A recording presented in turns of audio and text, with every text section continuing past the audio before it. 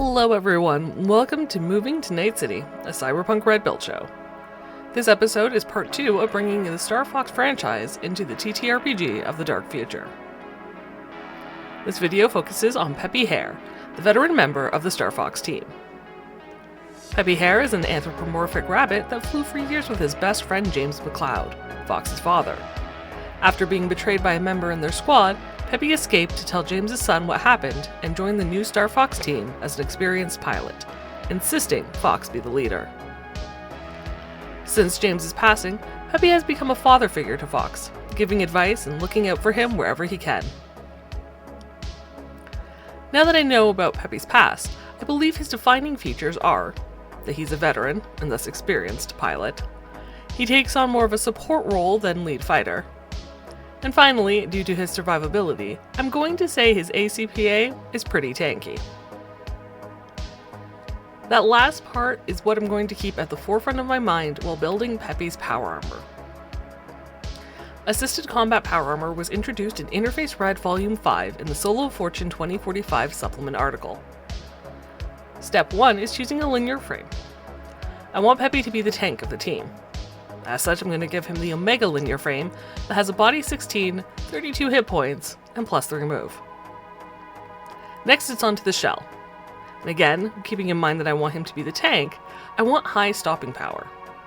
I debated between the heavy Metal Gear and regular Metal Gear, as the heavy would give Peppy a -1 to his move. However, given that he's a support role, being a little slower but having more stopping power and health felt worth it to me. That way, if the team needs to run from a battle, Peppy will be at the back to soak the damage. With the heavy Metal Gear, Peppy gains 19 SP, 21 additional hit points for 53 total, and has a -1 to move. Now it's time to tune Peppy's ACPA, starting with acceleration. I want Peppy to be able to take as much damage as possible, so any option that lowers his health won't be taken. That means for acceleration, I'll be choosing option B and giving Peppy a -1 to his dexterity. Being big and bulky would make one less dexterous, so I feel it fits. With hydraulics, I don't want to lose any stopping power. Peppy needs his ACPA to be durable, so I'm going to take another -1 to his move, putting him at a -2 move penalty. Now maneuverability is the same as acceleration, and since I won't sacrifice health, Peppy now has a -1 to reflexes. As a veteran pilot, I'm sure he has the skills to overcome these detriments. And finally, it's on to weight. While I could give Peppy even more health, I feel like 53 is enough, so instead I'm going to give him 1 point of movement back so he's not holding up the team too much, returning the move penalty back to a -1. Now that the ACPA core is complete, it's time to look at cyberware and weapons. As with Slippy, the first thing I add is a means of communicating with fellow teammates, and give Peppy the Rockland Augmentics Neuron Internal Agent as well. Next, I give him low light, infrared, and UV cyber optics to help see in any condition. To assist with his low movement, I'm giving Peppy's ACPA skate feet. And finally, the drone remote from Hope Reborn Plus. This will allow Peppy to control a drone as if it were an agent, with a range up to 20 meters or yards. This means he can help with his team, even if he's behind them due to his low movement. Now, since Peppy is also a supporting role like Slippy, I want to ensure he can help the team without stepping into Slippy's domain. Complementary support, as it were. With weapons, that meant giving Peppy as much AoE damage as possible.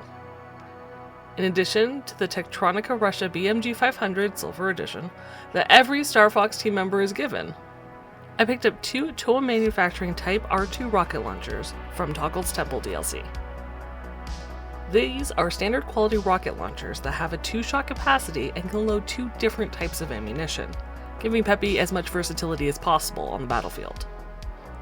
Finally, from the Woodchipper's Garage DLC, I gave Peppy the Midnight Arms SDF-45 rocket launcher.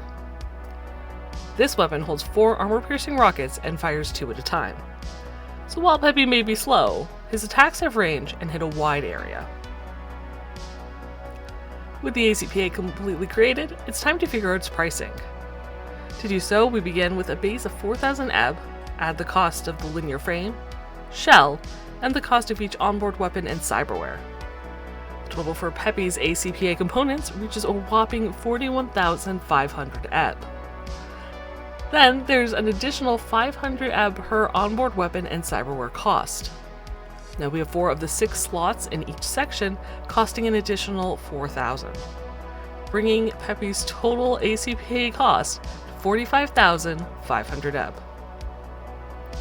The availability rating is equal to that of its most difficult to acquire component, which is, in this case, the Omega linear frame, making the availability super luxury. But with that, I've created Peppy Hare's personal ACPA.